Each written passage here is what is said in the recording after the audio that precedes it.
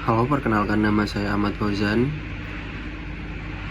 dengan NIM STI 2023 03408. Di sini saya akan mereview sebuah paper dengan judul Rancangan Sistem Monitoring Kualitas dan Ketinggian Air Berbasis Internet of Things atau IoT.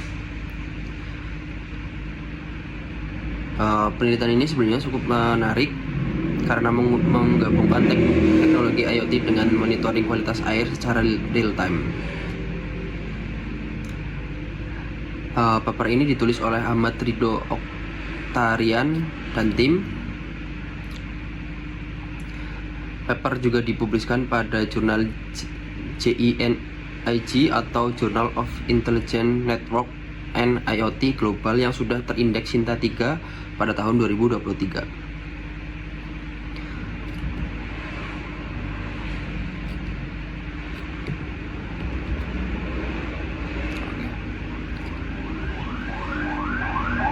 Untuk latar belakang penelitian ini adalah karena kualitas air sangat penting dalam kehidupan sehari-hari, namun saat ini monitoring air masih banyak dilakukan secara manual, sehingga kurang efisien dan kurang akurat.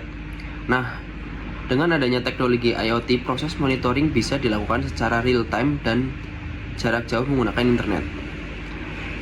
Pada penelitian ini, penulis menggunakan ESP32 dan aplikasi billing untuk monitor kondisi air.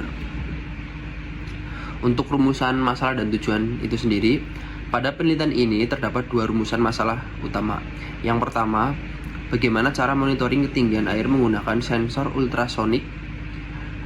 Dan yang kedua, bagaimana mengintegrasikan beberapa sensor seperti sensor TDS, pH suhu dan ultrasonik ke dalam sistem ESP32. Sedangkan tujuan penelitiannya adalah membuat sistem monitoring kualitas air secara real time yang bisa diakses melalui smartphone atau laptop. Metode penelitiannya yaitu ada metode penelitian dilakukan melalui beberapa tahapan, dimulai dari identifikasi masalah studi, literatur, analisis kebutuhan sistem, lalu perancangan hardware dan software sehingga tahap pengujian sistem. Metode ini dilakukan secara struktur agar sistem monitoring yang dibuat dapat berjalan dengan baik dan sesuai tujuan penelitian. Komponen sistem IoT. Pada sistem ini terdapat beberapa komponen utama. Yang pertama ada ESP32 itu sendiri sebagai pusat pemrosesan data dan koneksi internet. Kemudian ada sensor TDS untuk mengukur kekeruhan air, sensor pH untuk mengukur tingkat keasaman, sensor suhu DS18B20, dan sensor ultrasonik untuk mengukur ketinggian air. Semua data monitoring kemudian ditampilkan melalui aplikasi P-Link. Untuk cara kerjanya itu sendiri, yang pertama, sensor terlebih dahulu membaca kondisi air seperti suhu, pH, kekeruhan, dan ketinggian air. Setelah itu, data diproses oleh ESP32 lalu dikirim melalui koneksi Wi-Fi ke aplikasi P-Link. Dari aplikasi tersebut, pengguna dapat memonitoring kondisi air secara real time melalui smartphone. Untuk berikutnya, hasil penelitian menunjukkan bahwa sistem berhasil bekerja dengan cukup baik. Sensor TDS memiliki akurasi sekitar 95 hingga 98%. Sensor pH memiliki akurasi sekitar 97%. Sensor suhu DS18B20 memiliki akurasi sekitar 95%. Dan sensor ultrasonik memiliki tingkat akurasi yang hampir mencapai 100%. Dari hasil ini dapat disimpulkan bahwa sistem monitoring berjalan cukup akurat dan stabil. Untuk analisis paper, kelebihan dan kekurangan. Menurut saya paper ini memiliki beberapa kelebihan.